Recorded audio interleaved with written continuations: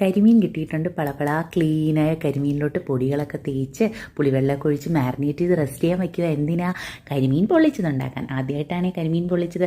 അപ്പോൾ റെസ്റ്റ് ചെയ്യാൻ വെച്ചപ്പോൾ ഇഞ്ചി വെളുത്തുള്ളി പേസ്റ്റ് ചേർത്തില്ല എന്ന് എനിക്ക് ഓർമ്മ വന്നു. അപ്പോൾ അതും കൂടെ തേച്ച് റെസ്റ്റ് ചെയ്യാൻ വെച്ചു. പിന്നെ ടൊമാറ്റോ ഉള്ളി എല്ലാം ചേർത്ത് വഴറ്റിയെടുക്കണ്ടേ, പൊള്ളിച്ചതുണ്ടാക്കണ്ടേ. അതിനു മുമ്പേ അമ്മ വന്നതേ മീനൊക്കെ ഇട്ട് വറുത്തെടുക്കണം. വറുത്തെടുക്കുന്നത് നന്നായിട്ട് വറുക്കണ്ട, ചെറുതായിട്ട്. അപ്പോഴേക്കും മീനൊക്കെ റെഡിയായി കേട്ടോ. അപ്പോഴേക്ക് ഇതും ഇങ്ങോട്ട് സെറ്റായിട്ടുണ്ട്. ഇനി നമ്മൾ എന്തെങ്കിലും സെക്കൻഡ് ബാച്ച് വിട്ടിട്ടുണ്ടേ. അതിനുശേഷം തേങ്ങാപ്പാലൊക്കെ ഒഴിച്ച് നല്ലോണം മിക്സ് ചെയ്ത് അതിനെങ്ങ് വയ്ക്കുവേണേ.